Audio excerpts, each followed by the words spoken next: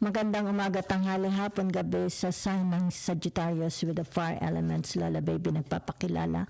Isang share, likes, and subscribe lang po. I will give you tinatawag na reading, tarot reading para sa mga natitirang araw, linggo ng buwan ng July. Okay?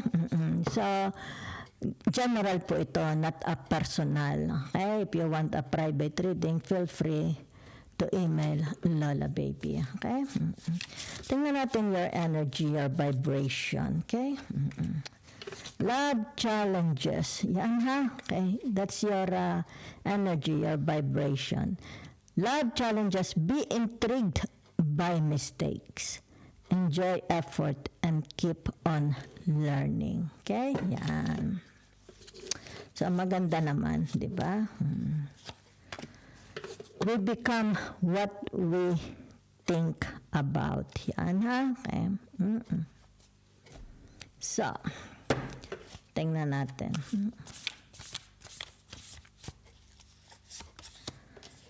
Face your shadow. Yan ha? Kung kayo may mga kahinaan, addiction, di ba?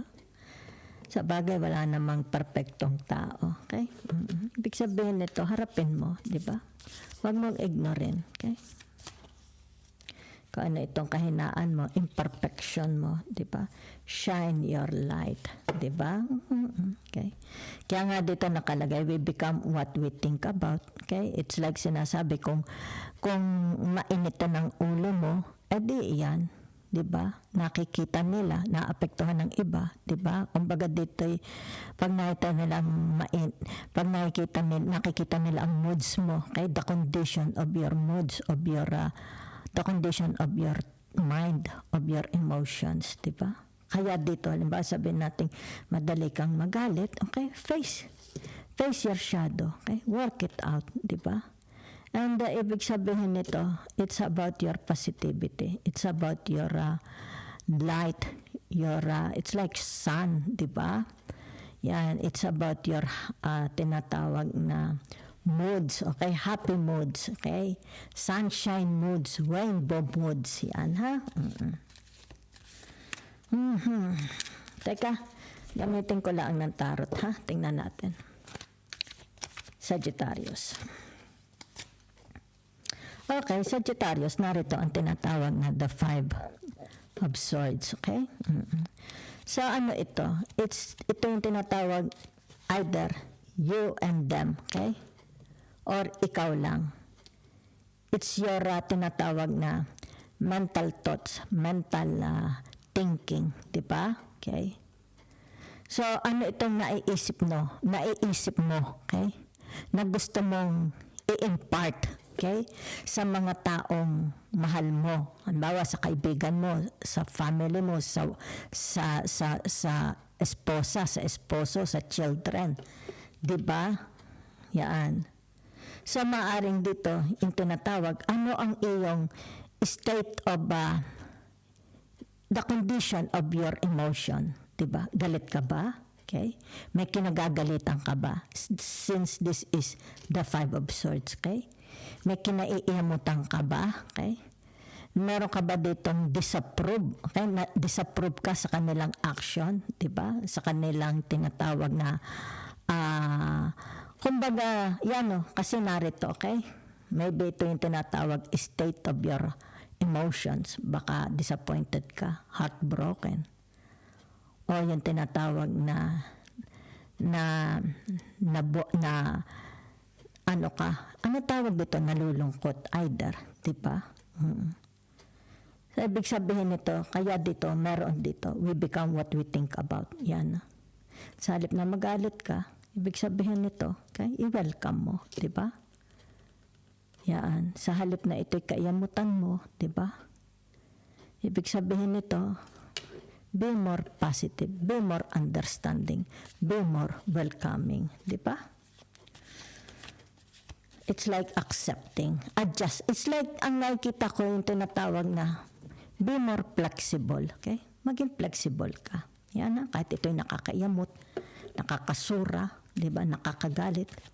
Be more flexible. It's about flexibility. So what is this? Diba? Yan oh. There is an action. It's like you want to announce. You want to publish, diba? To tell everybody about this. Kung ano man ito. Diba? Yan. Maybe they are curious. Maybe nababasa nila. Sabihin natin nababasa nila your action, your thoughts, diba? Your emotions. So, maaari din naman ito yung tinatawag na naghihintay lang sila, okay? What it's about, hinihintay nila, ano ang susunod mong hakbang, ano ang susunod mong sasabihin, okay? Yan. So, it's like, it's more about tinatawag na you and them, okay? Kung sino man yung mga tao sa buhay mo. Kapatid mo ba yan? Pamilya mo ba yan? Diba? Kung ano man yan. So, naririto yung tinatawag na the six of wands. Yan ha? So, ibig sabihin nito yung tinatawag na whatever is this, it's like tinatawag napakaganda. Diba? It's para bagang there is a provision. Okay? It's about opportunities, okay? Maybe for some of you, yung tinatawag, you will take opportunities, okay? Kasi narito, okay? You will take opportunities, okay? It's like an open doors opening, di ba? Maybe a travel. Are you planning for a travel, di ba? It's more about, ang nakikita ko dito, higher up, okay? More advanced, okay? It's like you will try. I wanna try this. Kasi yan ang nakikita ko sa inyo. It's like gustong-gusto mo ito. Nakikita mo, di ba? It's like sabihin na natin, I wanna try, I wanna go abroad, I wanna, let's say sabihin natin gusto kong mag-tour, di ba? Gusto kong mag-aral, gusto kong, kung ano man ito, okay? Kasi very, ang nakikita ko dito ay with harmony sa inyo, ha? Okay. Maybe you will welcome, baka ito meron kayong i-welcome na bagong tao darating sa buhay nyo. Maybe a new members in the family, okay? Maybe children, may bagong mga children, okay? O kaya mga apo. Ayun mga nakikita ko. It's like a blessings. It's like you are expecting na ito'y darating. Kung ano yan, ha? It's like expecting na ninyo yan, ha? Expected. Okay? So, narito ang tinatawag na the Four of Swords. Tayo mo na, ha? Tayo mo na. Sandali lang, ha? Masyadong mataas ang inyong energy. Sandali, okay? The Four of Swords, ibig sabihin nito, tinatawag na palitan, okay? Palitan ng ideas, palitan ng usapan, palitan ng sagot. Okay? It's like tinatawag, magko-connect ako, sasagot ka, reply. Yan ha. So it's more about tinatawag dito na information, okay? Maybe you are waiting for an information from family, from abroad, kung ano man yan ha, because it has something to do about people, okay? That's the energy of the people, okay? It's like nag-expect ka ng magandang balita, okay? The outcome, the result. Yan ang nakikita ko, ha? Pero tagumpay, nakikita ko very positive, okay? Very positive. So, ayan nakita ninyo, di ba? So, ibig sabihin nito, the result is victory, abundance. There is a provision, a success, okay? Dahil ito ay the Eight of Pentacles. Yan na, it's like sabihin na natin merong promotion, merong increase ng wages, merong tinatawag na transfer, okay? A new environment, a new office, a new house, di ba? Kasi meron travel It's like tinatawag bago, di ba? Very challenging. Maaari ito sabihin na natin kung sino itong kakaharapin ninyo. Diba? It's like a group of people. Yan, very challenging. And it's full of tinatawag na fruition, success, magkakaroon ng success. Yan ha. Kung ano man po yan ha. Okay. Nahirapan akong basahin ng inyong energy because napaka very, very high. Mataas ang frequency. Okay? So, kung ano man ito, dahil meron ditong tinatawag the outcome. Okay? So, ano ito? Tinatawag na the Nine of Swords. Yan ha. So, ibig sabihin nito yung tinatawag na, it's like congratulations, pag-iisa. Yan, no? Kita ninyo? Yan, ha?